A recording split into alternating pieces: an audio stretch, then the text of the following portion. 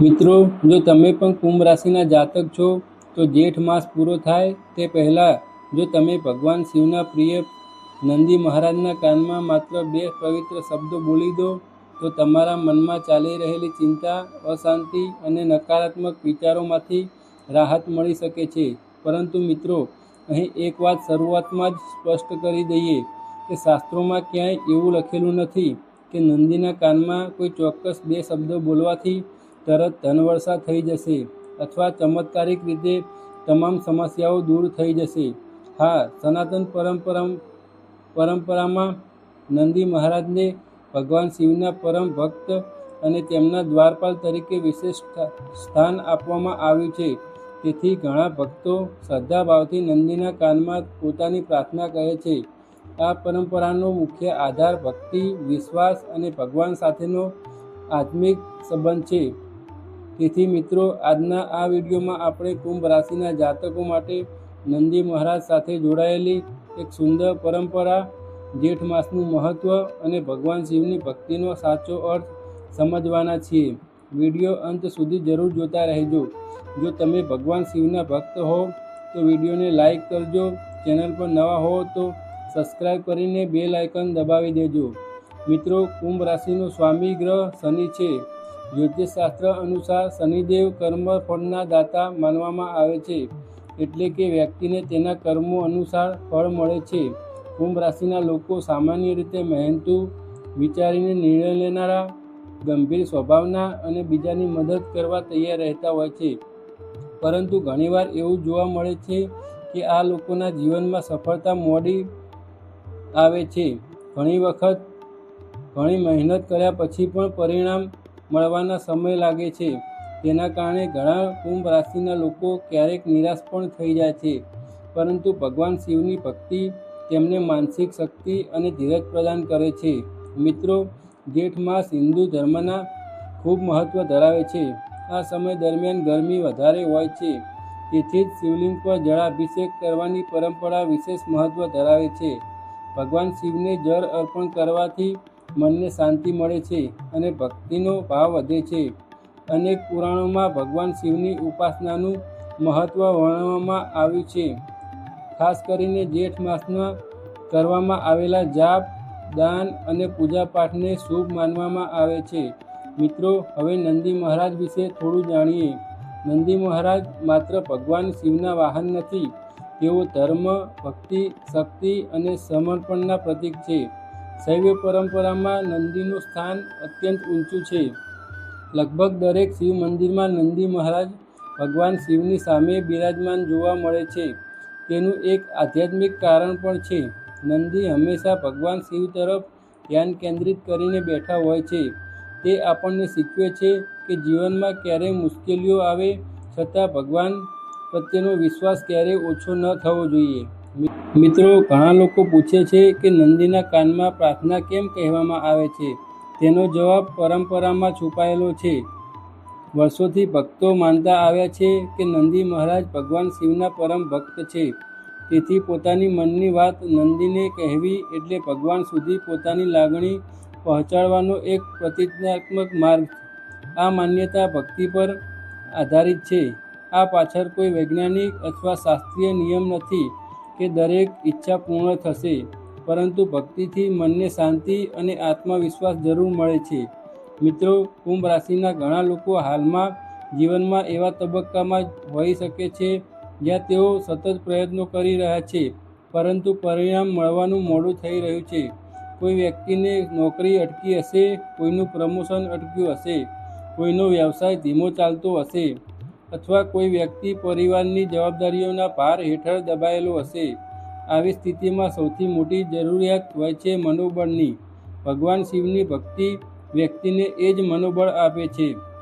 એક પ્રાચીન કથા અનુસાર એક રાજા હતો જે ભગવાન શિવનો પરમ ભક્ત હતો. રાજ્યમાં સુખ અને સમૃદ્ધિ હતી, પરંતુ રાજાના જીવનમાં એક મોટી ચિંતા હતી.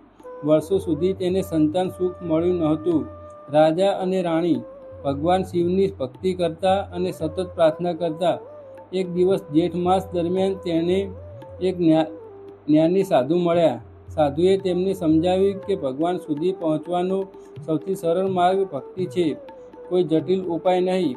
સાધુએ કહ્યું કે જ્યારે પણ તમે ભગવાન પાસે જાઓ ત્યારે માંગવાની જગ્યાએ સમર્પણનો ભાવ રાખો, કારણ કે ભગવાનને ભક્તનો ભાવ પ્રિય હોય છે.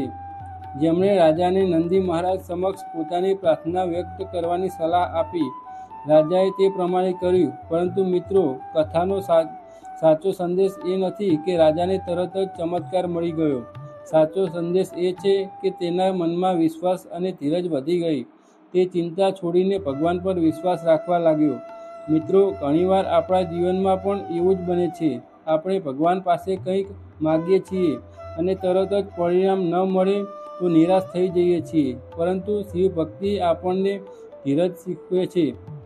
ભગવાન શિવનું એક નામ આશુતોષ છે, એટલે કે ઝડપથી પ્રસન્ન થનારા. પરંતુ એનો અર્થ એ નથી કે દરેક ઈચ્છા તરત જ પૂર્ણ થઈ શકે. તેનો અર્થ એ છે કે ભગવાનના ભક્તિમાં શુદ્ધ ભાવને સ્વીકારી લે છે. કુંભ રાશિના જાતકો માટે આવનારો સમય આત્મવિશ્વાસ વધારવાનો સમય છે. જો તમે લાંબા સમયથી કોઈ કાર્ય માટે પ્રયત્ન કરી રહ્યા છો તો હિંમત ન હારશો. જો પરિવારની ચિંતા છે તો ધીરજ રાખશો. જો આર્થિક સમસ્યા છે તો ભગવાન પાસે શક્તિ અને યોગ્ય માર્ગદર્શન માટે પ્રાર્થના કરશો, કારણ કે જીવનમાં સૌથી મોટી સંપત્તિ માત્ર ધન નથી હોતું, શાંતિ અને સંતોષ છે. મિત્રો, હવે વાત કરીએ તે બે પવિત્ર શબ્દોની. ઘણા લોકો અલગ અલગ શબ્દો કહે છે.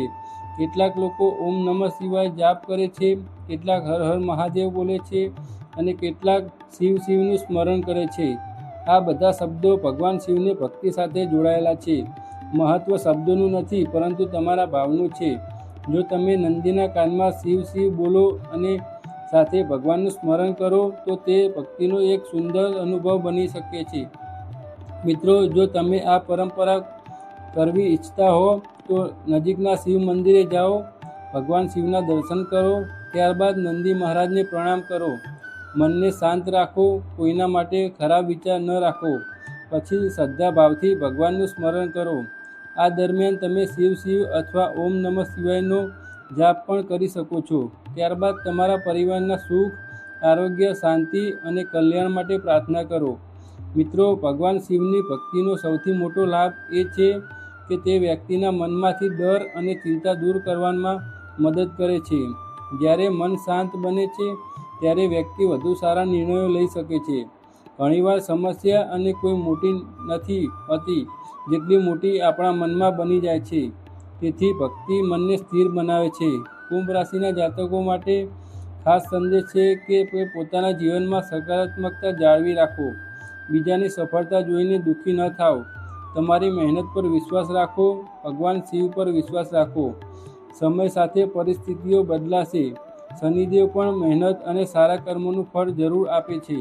મિત્રો, યાદ રાખજો કે સાચી ભક્તિનો અર્થ માત્ર મંદિરે જવું જ નથી. સાચી ભક્તિનો અર્થ સત્ય બોલવું, કોઈને દુઃખ ન પહોંચાડવું, માતા પિતાનો આદર કરવો, જરૂરિયાતમંદની મદદ કરવી અને પોતાના કર્મો પ્રત્યે ઈમાનદાર રહેવું. ભગવાન શિવને આવા ગુણો ખૂબ પ્રિય છે.